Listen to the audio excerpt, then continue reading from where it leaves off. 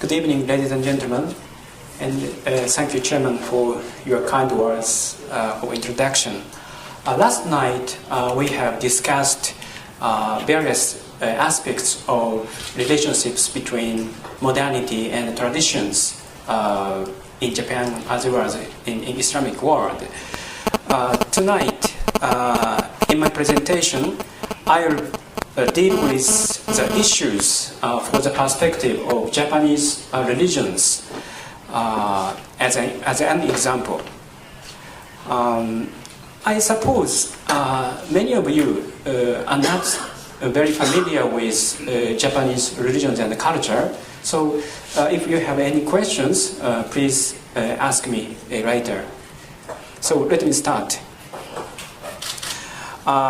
I'd like to consider the relationship between religion, modernization, and nationalism in modern history of Japan, scrutinizing the role played by such monotheistic religions as Christianity, Islam, and state Shinto, as well as Buddhism, during a period when many politicians and intellectuals were making efforts to civilize Japan in a manner counter to the West. The re-articulation of Japanese religions in the modernization process represented a condition of a modern secular society, not a rejection of it. In the international society, Euro-American forms of secularism have been reviewed as standard bearers. Non-Western models of religion and politics are still seen as attempts either to approximate the Western ideal or to react against it. How can we find a good way for the religious motivations and activities to settle in the society without falling into the conventional Western dichotomy of politics and religion, profane and sacred, public and private? The main slogan of the Meiji period, that is from 1868 to 1912, was Bunmei Kaika, or civilization and enlightenment. Everything Western, from natural science to literature, was hungrily absorbed by Japanese intellectuals. One Western notion newly applied to the political system in Japan was the separation of religion and state. This principle and the idea of tolerance in religious matters were one of the conditions of modern Japan needed to gain recognition by its trading partners in the West. While Meiji-era Japan was broadly enthusiastic about absorbing almost everything from the West, the feelings of Japanese intellectuals were much more ambivalent. This tendency became clearer after the late 19th century, when nationalism was on the rise. Many intellectuals began to feel that Japan had swallowed Western civilization too fast and might have lost its Oriental spiritual grounding.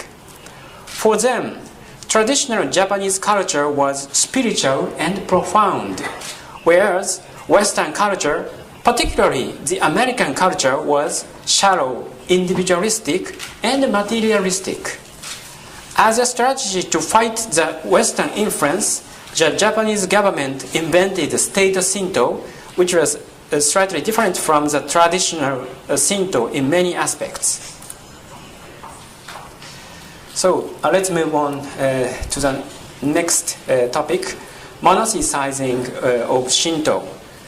For Japan, before and during World War II, extending Japanese hegemony into East Asia was seen as a sacred task, and the formation of a Great East Asia co-prosperity sphere expressed this goal.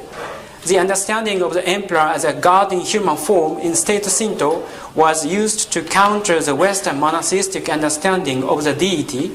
In this sense, it can be said that state Shinto functioned like a monotheistic religion viewed from a political optic, even though its religious origin was very polytheistic. To be sure, state Shinto formed the core of the Japanese national identity for its modernization and civilization.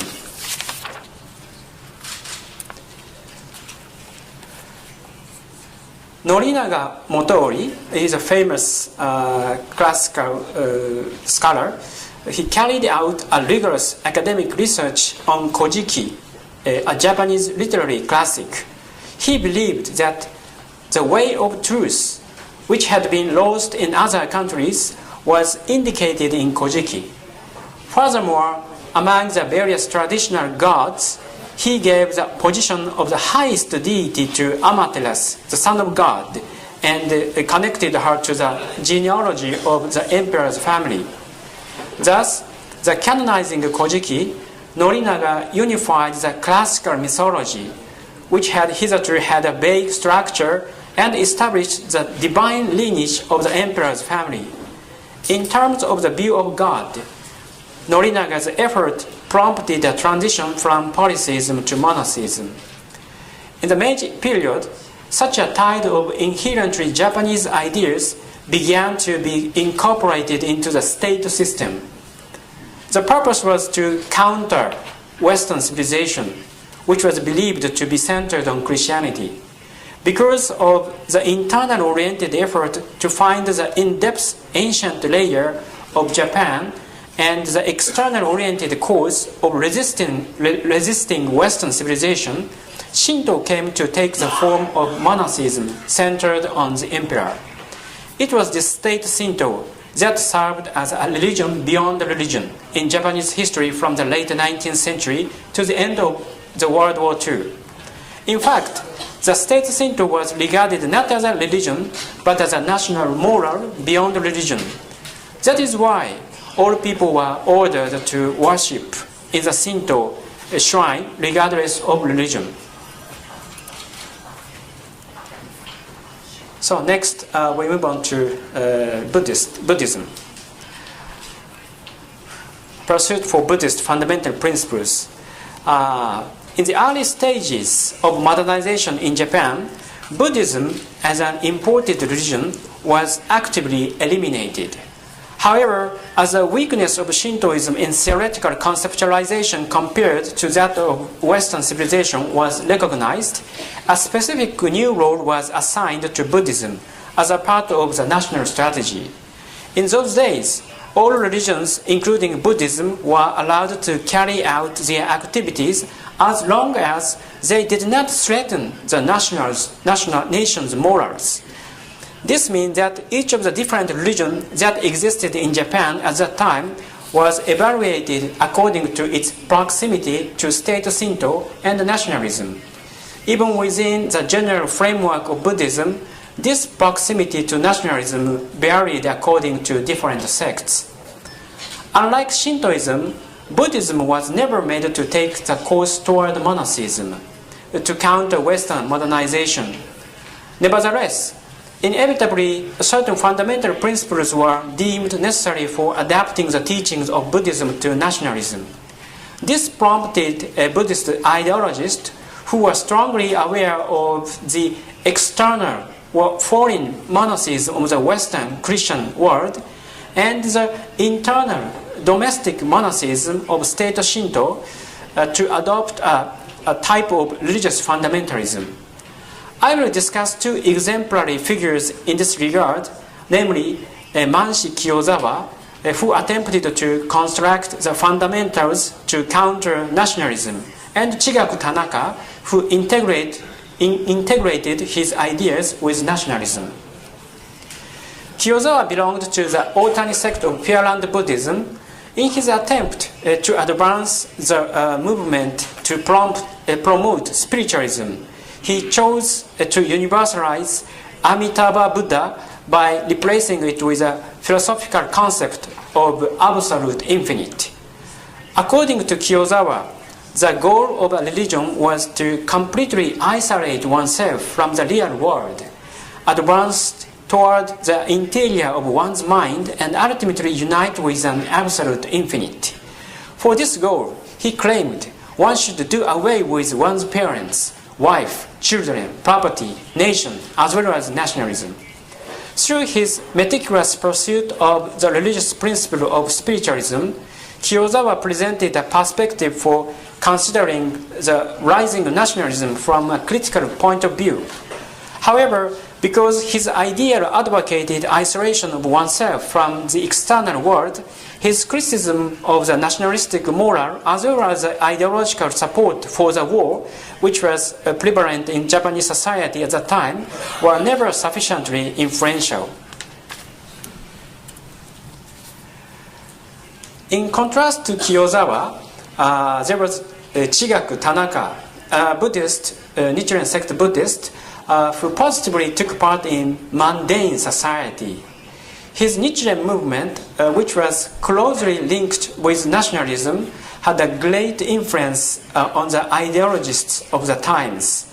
The Nichiren movement, however, was more than just a matter of simply affiliating Buddhists to the state. Rather, for Tanaka, the idea was to have not only Japan, but also the entire world submit to Hokkekyo Lotus Sutra, which he regarded as a fundamental principle to which to return. Tanaka was not a nationalist in a narrow sense of the word, but rather what he tried to do was to establish a transnational religious community around the Nichiren sect. The Nichiren movement could be called Buddhist fundamentalism in that it regarded Buddhism as a fundamental principle for forming a new world order. So next, we move on to exploration for Islamic East Asia community. There were also some prominent ultranationalists who depended on Islamic ideas, such as Shumei Okawa, who had a vision of combining the Japanese imperial system and the transnational Asian community by means of Islamic religious and political concepts. Although there were very few Muslims in Japan at that time, Islamic views, which seemed to liberate people from national boundaries, were very attractive to those who looked for some fundamentals on which to found the Great East Asia co-prosperity sphere.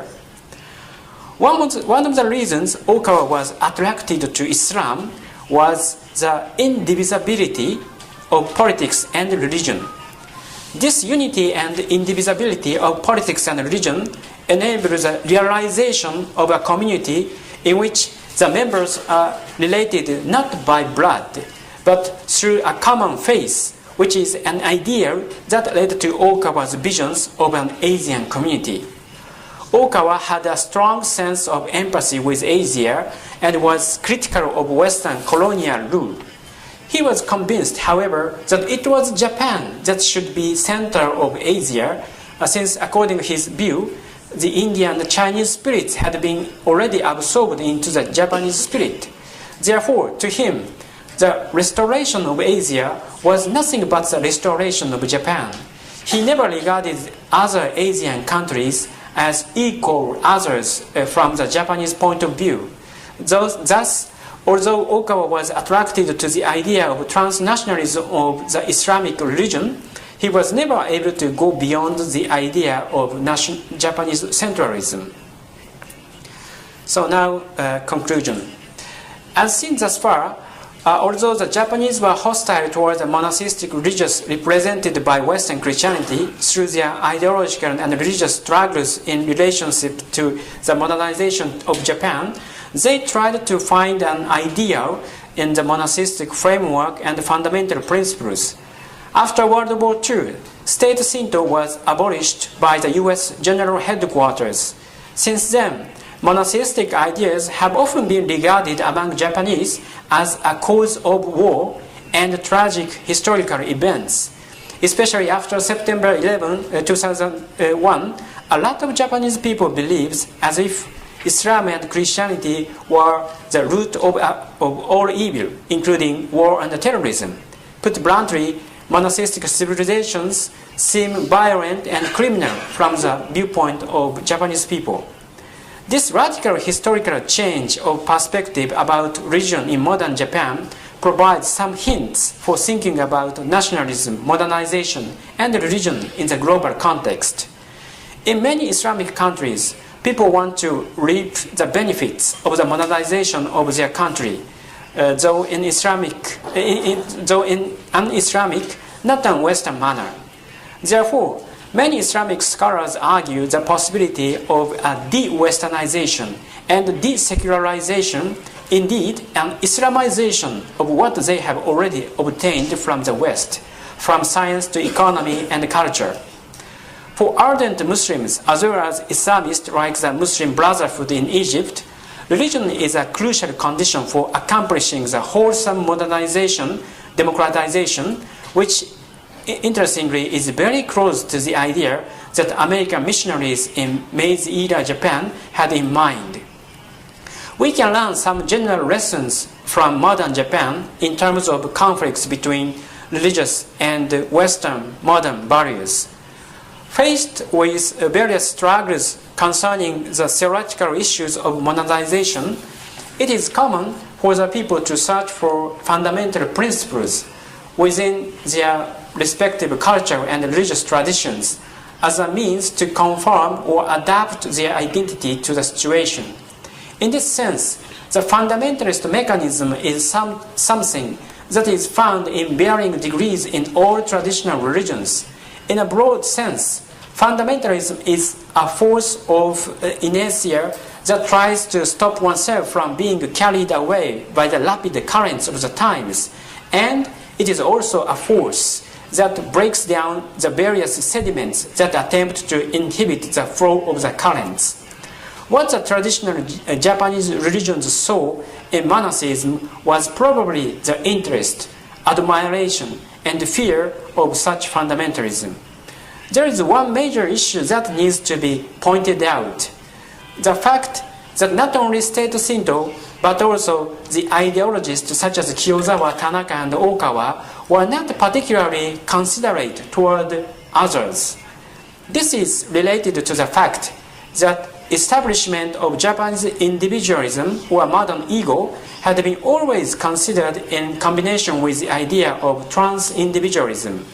With regard to already mentioned examples, it is obvious that absolute infinite of Kiyozawa's spiritualism, the unification of the world through Hokkekyo Sutra in Tanaka's Nichiren movement, and ideal Islamic community in Okawa's view of Asia all represent this trans-individualism.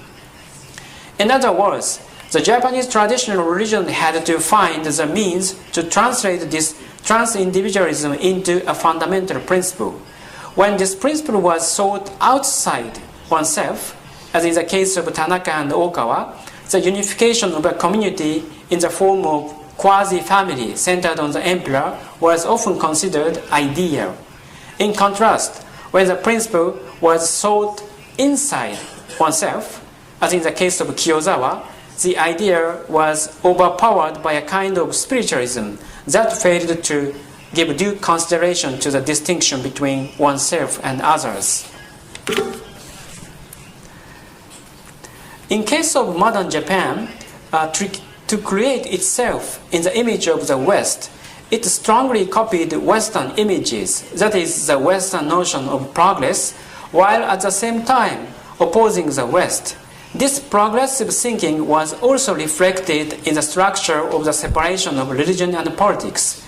Through a unique configuration that contributed to the emperor-state ideology by functionalizing morality as a public sphere and religion as the private sphere in a complementary manner, and assigning moral order as having priority over freedom of faith, modern Japan chose a path that formally accepted the Western separation of religion and politics while denying it in substance.